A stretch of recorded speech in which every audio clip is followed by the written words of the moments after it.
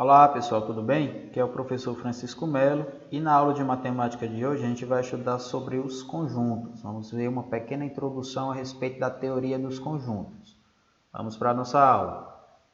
Os conjuntos são nada mais nada menos do que coleções de objetos que possuem a mesma característica. Então, ao reunir diversos objetos que possuam uma característica em comum, eu vou estar formando um conjunto, certo? Por exemplo, se eu pegar o conjunto das vogais do nosso alfabeto, quem são as vogais? A, E, I, O e U, não é isso? Então, essas vogais formam um conjunto. E esse conjunto pode ser representado, vou representar ele aqui pela letra A, certo? Eu vou usar sempre letras na forma maiúscula para representar os conjuntos. Pode ser qualquer letra do alfabeto.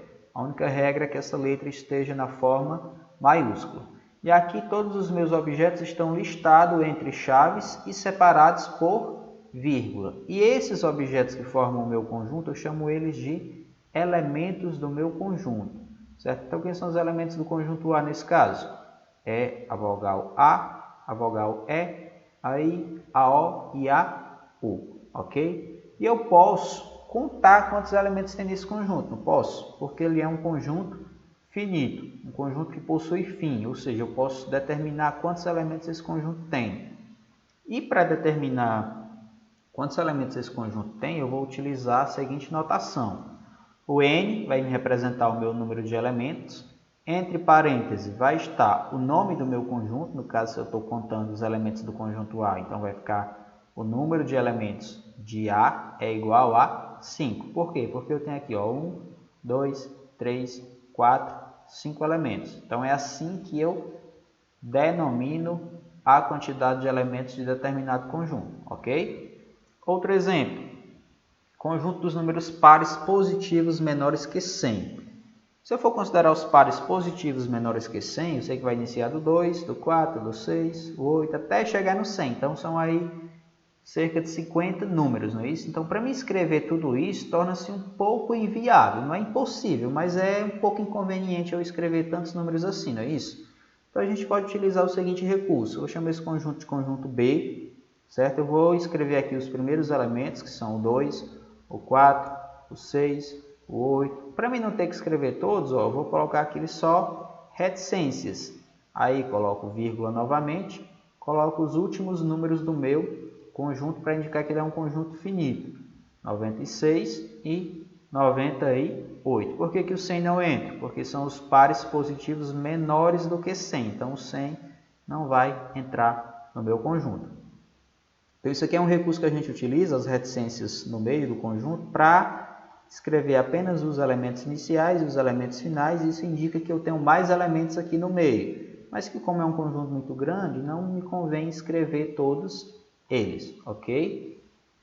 E aqui outro exemplo é o conjunto dos números primos. Quem são os números primos? São aqueles que possuem apenas dois divisores, o 1 e ele mesmo. Então, o conjunto dos números primos é formado pelo 2, 3, 5, 7, 11. E esse conjunto, está vendo que está aqui representado 3 reticências no final, 3 pontinhos que são as reticências. Isso indica que o meu conjunto é infinito, ou seja, ele não possui fim. Eu não consigo determinar quantos elementos tem nesse conjunto. Então, o meu conjunto dos números primos, como eu sei que é um conjunto infinito, eu representei ele aqui pela letra C. Eu coloco alguns elementos do início do meu conjunto e utilizo as reticências para indicar que ele é um conjunto infinito. Nesses 3 exemplos, eu representei esses conjuntos de uma única maneira, ou seja, listando os seus elementos, não foi isso?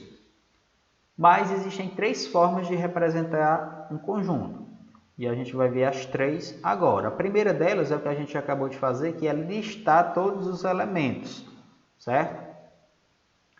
Vamos usar aqui como exemplo, para ver as 3 maneiras de representar um conjunto, o seguinte conjunto. Conjunto D, chamo ele de conjunto D, e possui os seguintes elementos: 3, 5, 7, 9, 11 e 13. Então, essa é a primeira maneira, quando eu listo todos os elementos, certo? Entre chaves, separados por vírgula. Vale lembrar que se eu estiver utilizando algum conjunto que possua números decimais, ou seja, números com vírgula, em vez de separar eles por vírgula, eu vou separar por ponto e vírgula para não confundir com a vírgula do número decimal, ok? Então essa é a primeira maneira. A segunda maneira é utilizando a sua lei de formação. O que seria essa lei de formação? É a condição que define os elementos que vão pertencer a esse conjunto. Ou seja, a lei de formação é o que vai definir qual elemento vai estar dentro do meu conjunto. Então, como exemplo, pegando aqui o mesmo conjunto D, certo? Então, o conjunto D aqui é igual... Vocês estão vendo esse símbolozinho aqui, que é uma barra vertical? Esse símbolo lê-se tal que. Ou seja, como é que eu vou ler isso aqui? X tal que. X é um número ímpar maior do que 2 e menor que 15. São esses números aqui, não é isso? O 3 não é maior que 2 e é ímpar. E o 5 também, o 7, o 9, o 11 e o 13. São todos os ímpares que são maiores do que 2 e menores do que 15. Beleza? Então, essa é a segunda maneira, que é escrevendo a sua lei de formação, ou seja, a condição para que tal elemento pertença ao meu conjunto. Aprenda esse símbolozinho, tal que a gente vai utilizar vários símbolos no estudo dos conjuntos. E a terceira maneira de representar um conjunto é através do diagrama de Venn. O que seria esse diagrama de Venn? É uma forma mais ilustrativa de representar o meu conjunto, digamos assim. Por quê? Porque os meus elementos vão estar dispostos dentro de uma linha fechada, ou seja, uma espécie de desenho. É só fazer uma linha fechada, parecido com um círculo, colocar aqui sobre a linha a letra que representa o meu conjunto, nesse caso é a letra D, que está representando o conjunto, já que a gente está utilizando o mesmo conjunto para as três maneiras de representar, e colocar aqui dentro dessa linha fechada todos os elementos do conjunto acompanhados de uma bolinha. Então, quem é o primeiro elemento? Né? O 3. Então, vou colocar aqui o 3 com a sua bolinha. Segundo elemento, 5, representado da mesma maneira.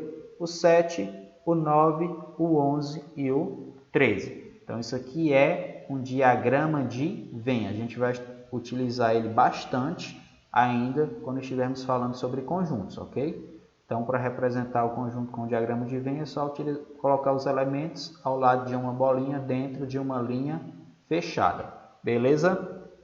Entendido até aqui? Então, seguindo, vamos ver agora as relações de pertinência. O que seria a relação de pertinência, pessoal? É saber se um elemento faz parte ou não de determinado conjunto. E para estabelecer essa relação de pertinência, a gente vai utilizar dois símbolos que vocês já conhecem eles, tenho certeza. O primeiro é esse, parecido com o E, que significa pertence a. Ou seja, se eu utilizo esse símbolo, eu estou dizendo que determinado elemento pertence a um conjunto. Ok? Então é só fazer esse Ezinho arredondado e ele significa pertence a. Já o contrário desse símbolo, ou seja, a negação dele, é o Ezinho também, só que cortado. Isso aqui significa não pertence a. Então, se eu quero dizer que um elemento pertence a determinado conjunto, eu utilizo esse símbolo. Se eu quero dizer que um elemento não pertence a determinado conjunto, eu vou utilizar esse outro símbolo aqui, que é o Ezinho cortado. Ok? Vamos ver um exemplo.